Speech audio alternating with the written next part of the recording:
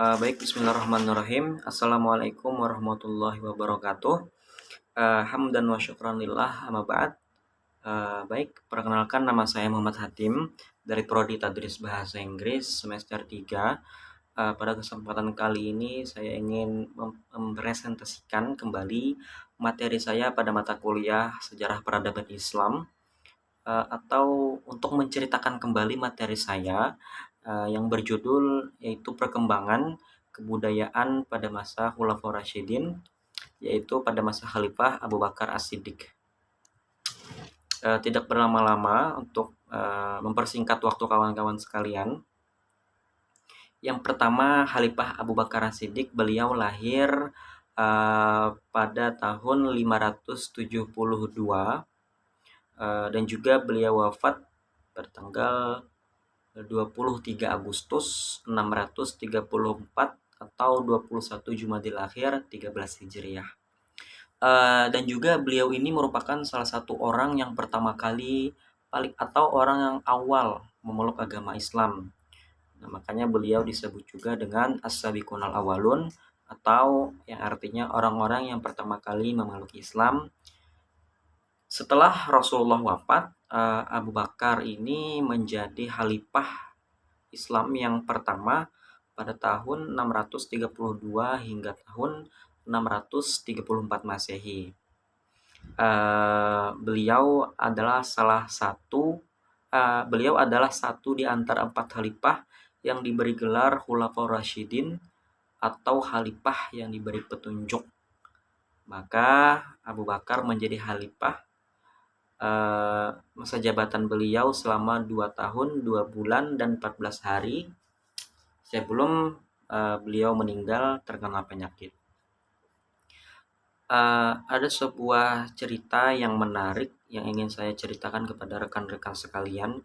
Ketika beliau pada masa kecil, ayah beliau membawa ke Ka'bah dan meminta Abu Bakar untuk berdoa kepada berhala.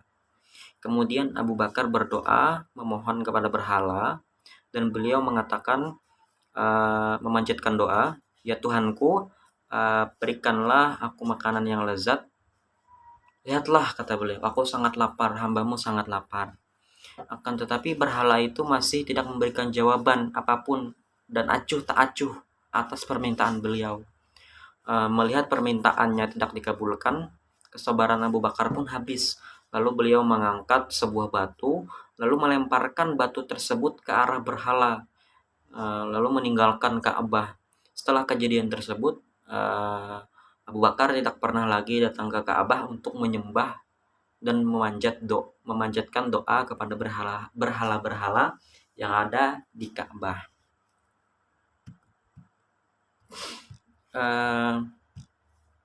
Selanjutnya,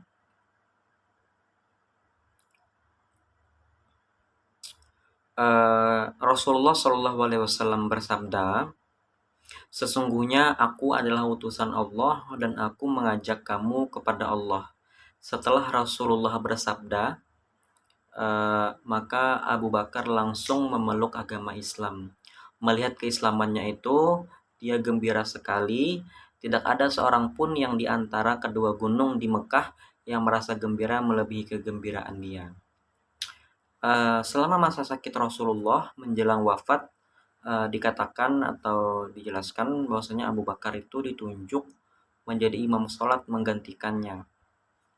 Banyak yang menganggap ini sebagai indikasi bahwasanya beliau, yaitu Abu Bakar, akan menggantikan posisi Rasulullah.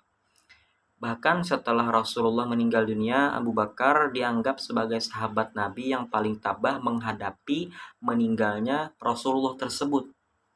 Setelah kematiannya, dilakukan musyawarah di kalangan para pemuka kaum Ansar dan Muhajirin di Sakifah kalau tidak salah, Bani Saidah, yang mana dari hasil rapat tersebut menghasilkan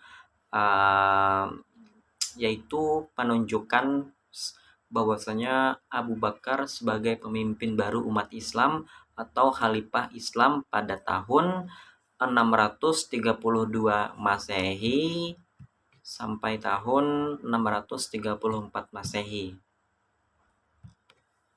Nah, dan juga beliau ini memiliki beberapa metode dakwah yang sangat unik begitu. Yang pertama, strategi dakwah beliau yaitu metode dakwah dengan bil lisan, yaitu pidato beliau dalam menggunakan metode dakwah, yang mana beliau begitu taat, begitu cinta dan pengasih, yang menginginkan kehidupan yang lebih baik untuk siapapun. Maka beliau mulai berpidato, dan setelah memuji Allah pemilik segala pujian, beliau berkata, "Amma ba'du, hai sekalian manusia, sesungguhnya aku telah dipilih sebagai pemimpin atas kalian, dan aku bukanlah yang terbaik. Maka jika aku berbuat kebaikan, bantulah aku, dan jika aku bertindak keliru, maka luruskanlah aku." Masya Allah ya kawan-kawan, sungguh tawadunya sifat Abu Bakar, sahabat Rasulullah, yang patut juga kita teladani dari sifat beliau, yang mana beliau begitu sangat tawadu untuk memimpin umat Islam pada masanya. Yang selanjutnya, metode yang kedua yang beliau lakukan yaitu metode dakwah bitadwin, yaitu artinya pengumpulan ayat-ayat Al-Quran atau pengumpulan Al-Quran.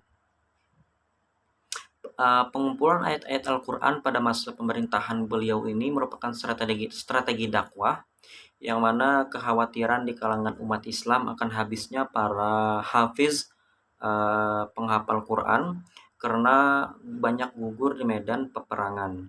Oleh karena itu, Umar bin Khattab mengusulkan kepada Abu Bakar untuk mengumpulkan ayat-ayat Al-Quran, yang mana pengumpulan Al-Quran ini kelak melahirkan yang namanya Mushaf Utsmani, dan selanjutnya menjadi acuan dasar dalam penyalinan ayat-ayat suci Al-Quran, hingga menjadi kitab Al-Quran sebagai pedoman utama kehidupan umat Islam, bahkan bagi seluruh umat yang ada di permukaan bumi ini. Oleh karena itu, strategi atau metode dakwah melalui pengumpulan Al-Quran yang dilakukan oleh Khalifah Abu Bakar melahirkan strategi dakwah baru, yaitu dakwah melalui tulisan seperti menerbitkan kitab-kitab, buku, majalah, surat kabar, atau tulisan-tulisan lain yang mengandung pesan dakwah. Yang selanjutnya, metode dakwah beliau yaitu metode dakwah biliyat, atau yang artinya dengan tangan.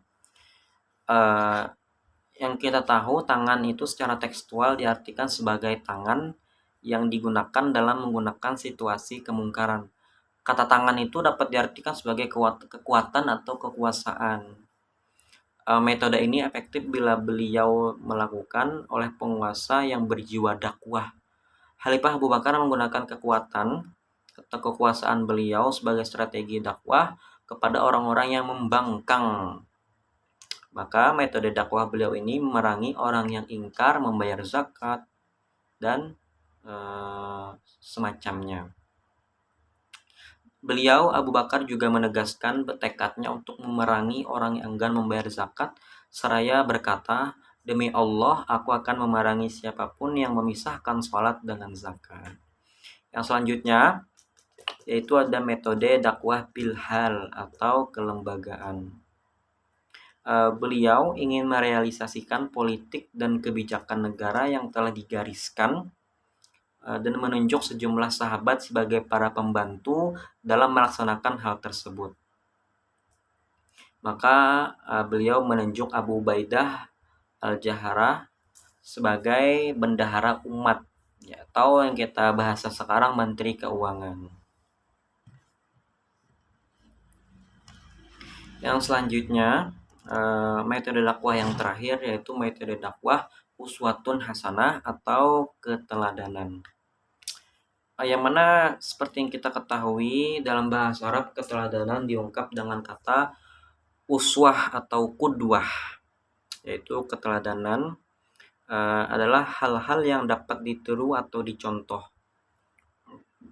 Memberi teladan yang baik kepada umat Islam merupakan metode dakwah yang efektif.